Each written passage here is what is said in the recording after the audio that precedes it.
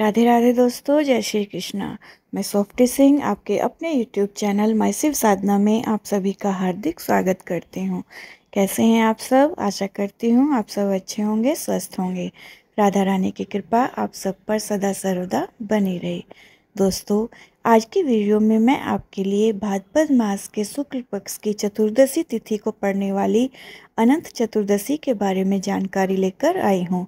अनंत चतुर्दशी 2025 में कब है, इसका व्रत कब रखा जाएगा, अनंत चतुर्दशी का महत्व क्या है, और आज की वीडियो में आप अनंत चतुर्दशी की व्रत कथा और गणेश विसर्जन की कथा भी सुनने वाले हैं।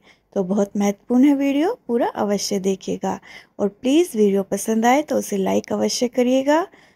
चलिए वीडियो शुरू करते हैं।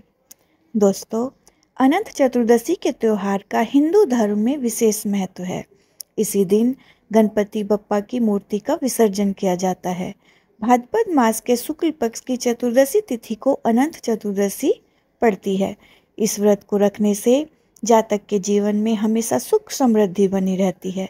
वहीं इस दिन भगवान विष्णु के अनंत रूप की पूजा होती है और विधि विधान से व्रत रखा जाता है और व्रत कथा का पाठ करना भी महत्वपूर्ण होता है। इससे आपकी हर मनोकामना पूर्ण होती है। इस बार अनंत चतुर्दशी का व्रत 6 सितंबर 2025 दिन शनिवार को रखा जाएगा। आइए अब अनंत चतुर्दशी की कथा का पाठ करते हैं। आप प्रेम पूर्वक सुनिए। दोस्तों, महाराज युधिष्ठिर ने एक बार राजसूय यज्ञ किया था और यज्ञ मंडप का निर्माण बहुत ही सुंदर और अद्भुत तरीके से कराया गया था। यज्ञ के मंडप में जल की जगह स्थल तो स्थल की जगह जल की भ्रांति होती थी। इसी के चलते दुर्योधन एक स्थल को देखकर जल कुंड में जाकर गिर गए। जब द्रौपदी ने यह देखा तो उनका उपहास करते हुए बोली कि अंधे की संतान भी अंधी होती है। इस कटु वचन को सुनकर दुर्योधन बहुत आहत हो गए और अपने अपमान का बदला लेने हेतु उन्होंने युधिष्ठिर को ध्रुत यानी जुआ खेलने के लिए बुला लिया। वहां छल से जीत हासिल करके पांडवों को 12 वर्ष का वनवास दे दिया। वन में रहते वक्त उन्हें अनेक प्रकार के कष्टों को सहना पड़ा। फिर एक दिन वन में भगवान कृष्ण युधिष्ठिर से मिलने के लिए गए।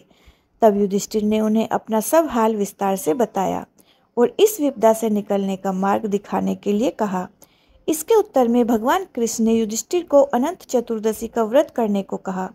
उन्होंने व्रत के बारे में बताया कि इसे करने से खोया हुआ राज्य भी वापस प्राप्त हो जाएगा। वार्तालाप करने के बाद कृष्ण जी युधिष्ठिर को एक कथा सुनाने लगते हैं। उन्होंने कहा, प्राचीन काल में एक ब्राह्मण था और उसकी एक सुशीला नामक कन्या थी। जब कन्या बड़ी हो गई तो ब्राह्मण ने कौंडिन्य ऋषि से उनका विवाह कर दिया। विवाह संपन्न होने के बाद कौंडिन्य ऋषि अपने आश्रम की तरफ चलने लगे। मार्ग में रात होने पर वह नदी किनारे आराम करने बैठे। तभी सुशीला के पूछने पर उन्होंने अनंत व्रत का महत्व बताया। इसके बाद सुशीला ने उसी स्थान पर व्रत का अनुष्ठान कर 14 गांठों वाला डोरा अपने हाथ में बांध लिया। इसके बाद वह अपने पति के पास आ गई।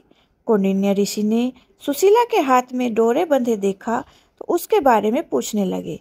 तभी सुशीला ने उन्हें सारी बात बता दी, लेकिन कौंडिन्य ऋषि सुशीला की बात सुनकर बिल्कुल भी प्रसन्न नहीं हुए और उनके हाथ में बंधे डोरे को भी आग लगाकर जला दिया, जिससे अनंत भगवान का अपमान हुआ और इसके परिणाम स्वरूप कौंडिन्य ऋषि की सारी संपत्ति नष्ट हो गई। सुशीला ने इसके पीछे का कारण डोरे को आग लगाना बताया। इसके बाद ऋषि पश्चाताप की अग्नि में जलते हुए अनंत भगवान की खोज में वन की ओर निकल गए।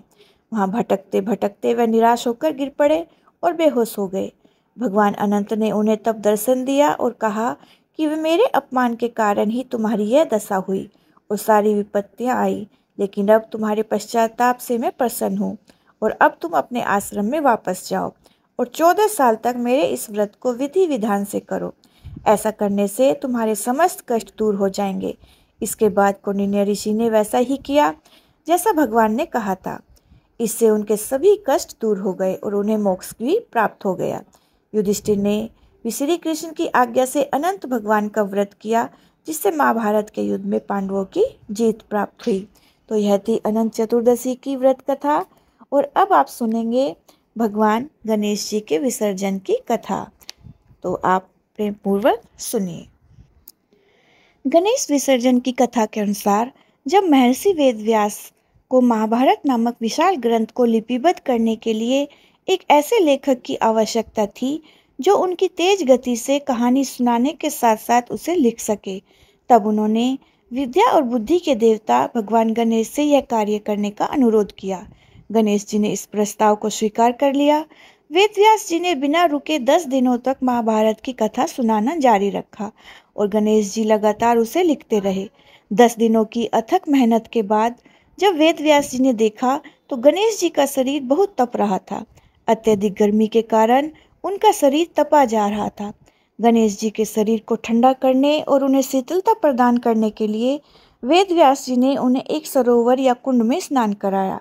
इस घटना के बाद से ही गणेश जी की स्थापना की जाती है और फिर 10 दिनों तक उनकी पूजा अर्चना के बाद उनके विसर्जन की प्रथा चली आ रही है।